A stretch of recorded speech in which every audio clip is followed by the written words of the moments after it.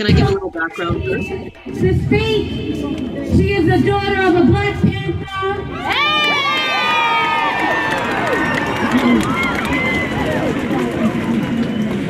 This is Leslie's camera. I just want to make sure. Sorry. It's okay. So just give her a hand. Give her a hand. Her name is Leslie. Yes, sis!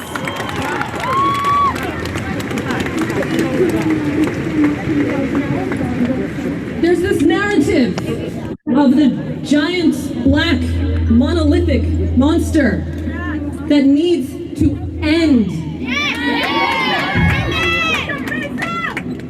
People talk about what's happening in the US right now, and some people say things like, why are they burning down their cities? I had so much sympathy for them before they started messing things up. Leslie's camera. Or those people, without really considering who they are referring to when they say they, them, those people. Because to a lot of people, we're all just one giant monster. And that needs to stop.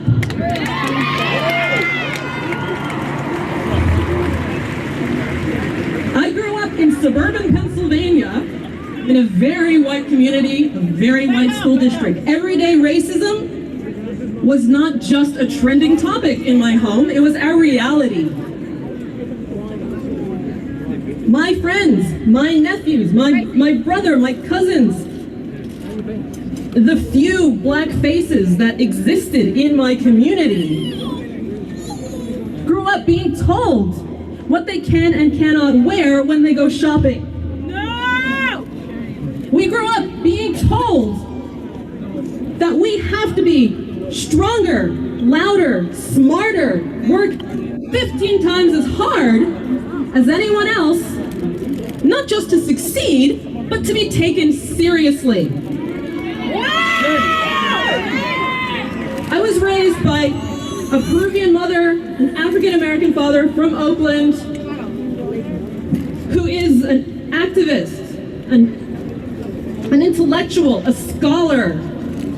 But to so many people, his life means nothing. His life doesn't matter. He likes nice cars.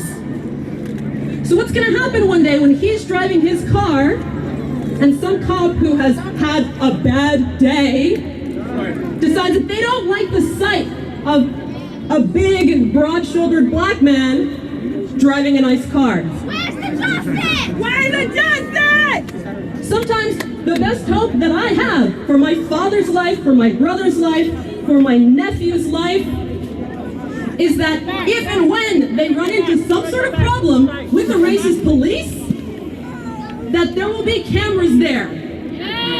Yes. Yes. We've seen so many videos of people being killed by police. What about the ones that are not on camera?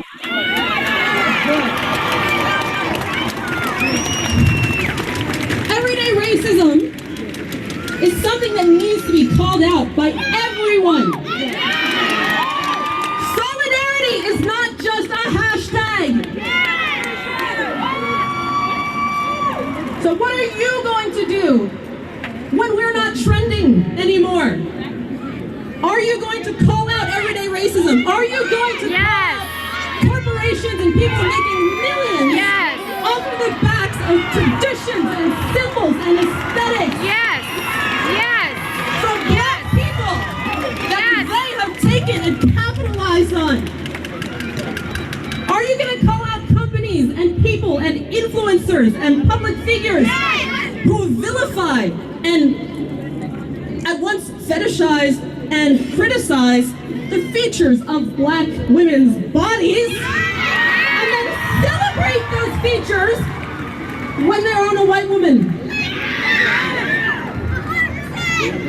Look within yourself, confront your own internal prejudices, and that is what you need to act on after all of this is over, because that is what gets ingrained in our children's minds, in black children's minds, in white children's minds.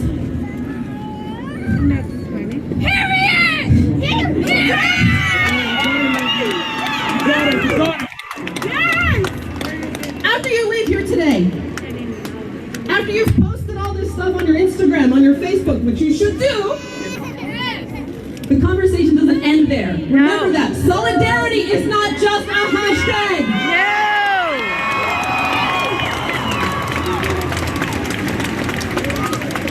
Yes, Leslie! Woo! Wow. Can we get Sam Tamaki to come up? Wow. Ready? It's interesting because watching that again kind of makes me feel that rage to some degree all over again. And, you know, as our last speaker was saying, that one of the, in the poem, is that one of the issues is this othering of people, this slapping on the them label without really thinking about who the them is, and not realizing that it's actually a universal struggle that's being fought. Now, that speech took place on the 6th of June this year, here in Brisbane, at the first big Black Lives Matter rally that happened after the murder of George Floyd. I didn't have a speech prepared that day. I wasn't even sure I was going to be on the speakers list until 10:30 p.m. the night before. But when I was confirmed as a speaker, I knew that once I got the microphone, I was just going to know what to say. And they actually announced me as the next speaker for the rally right after they announced that there were 30,000 people in the audience. And when I heard that number, that's when I got excited. Excited and also, let's say, I don't know if prematurely vindicated is an expression, but I'm coining it today. Because I knew what was going to happen. You saw the sign that the woman next to me was holding. That was the sign that I had made for the rally. It said solidarity is not just a hashtag. I have African American friends who are here in Brisbane who refused to attend this rally because they felt that it was performative and pandering.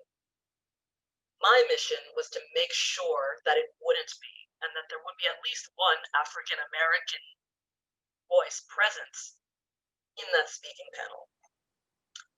I was the only one speaking up for the African American community. Even communicating the fact that there had to be at least one African American was a needlessly dramatic battle. Because the purpose of the rally was to highlight the problem of Indigenous deaths in custody, which of course is a problem that needs to be highlighted. But in the process of that, there was still this drowning out of voices that this whole thing was meant to be in solidarity with. But the reason I made my solidarity is not just a hashtag poster was because I knew it was coming. You know, Black Lives Matter was trending. People were all over their social media speaking out in support of Black Lives Matter, changing their social media profiles to show a Black Lives Matter banner. And it was kind of the flavor of the moment at the time. It was a trend. And I knew that at some stage, it wouldn't be trending anymore. And I was determined that people who walked away from that march were going to have a different way of thinking about the situation. My dad was a member of the very first, the original chapter of the Black Panther Party in Oakland. So this is the kind of activism that I grew up with. And my mother was an activist in her own right as well. When I told the audience, when I shared my story with the audience from the perspective of someone with lived experience of systemic racism and pointed out things like the shopping anecdote. That's something that I've still had to explain to people repeatedly. Like, what do you mean you had to be careful about what you wore when you went shopping? And it's because there's one thing that happens with African American children, particularly young men. You know how kids from their parents, they get the talk? We get the talk. It's a whole other talk that we get that explains how we have to adjust our behavior because of other people's perceptions of us.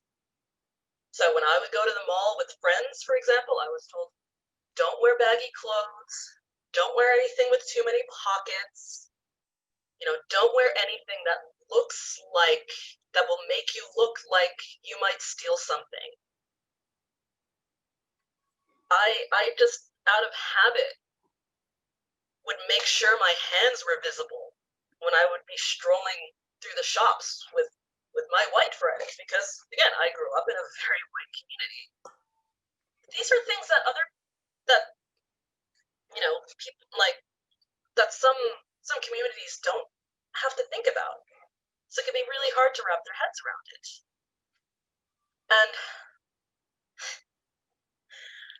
earlier in that week, I posted on Facebook about how I was once complimented for having Kylie Jenner lips. Now, some of you may not know who Kylie Jenner is, but she is from the Kardashian-Jenner clan, a white woman with, these big pouty lips, famously, like, surgically altered. They're not even real. She doesn't pretend that they're real. But when she showed up on the scene with these new, like, huge pouty lips, it became a sensation. Even now, Kylie Jenner lip kits are really hard to come by. When they were first launched, they were sold out everywhere. So when this woman complimented me on the fact that I was lucky because I had Kylie Jenner lips naturally, that turned into a very interesting conversation. And that was an educational moment for this lady. Growing up being told that I had fish lips, that I had a fat butt, that I was this, that I was that, all these features that somehow made me ugly or an other, slap those same things on Angelina Jolie, on Kim Kardashian, on any of the Jenners, and it's like, oh, wow. It turns into this whole like, oh, we get to enjoy these features without the hassle of dealing with actual Black people. And it's something that feeds into this whole idea that Black people are inherently a bad thing, that we are a problem that needs a solution, and that's something that I focused on in my second Black Lives Matter speech, at which the attendance was significantly smaller. Again, I could see what was coming. Because on that second day, and that was on the 4th of July, so my speech centered around the common whitewashed histories between the US and Australia. And the fact that the final count was around 35,000 people at this first rally. The second one, maybe 2,000. I don't even know if there were that many. It was significantly smaller. So where did everyone go? There had been no solution to the problem of Indigenous deaths in custody. George Floyd didn't suddenly come back to life. Racism wasn't gone. It just wasn't trendy anymore.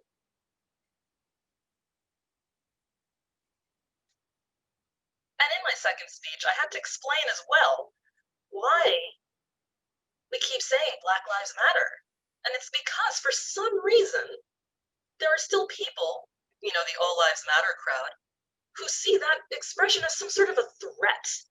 To which I ask, what is it a threat against?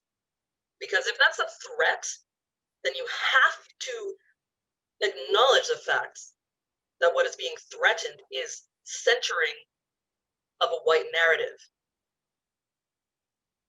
And at some stage, I hope to share that second speech with everyone, because I think it ties these things together in a really interesting, well, in a way that I think is quite interesting. And one thing that I'm really proud of about that first speech, aside from the fact that it just kind of came out of my head and it was based on all the rage and frustration that was burning in my stomach for, that whole couple of weeks before that, was really pointing out to people in that moment, the moment that still gives me chills when I watch the video, reminding people about the deaths that happened that aren't on camera, and hearing that roar from the crowd, and this crowd was as far as the eye could see. That's when I really felt like people are listening. And my goal with all of this is to make sure that people continue to listen. Thank you.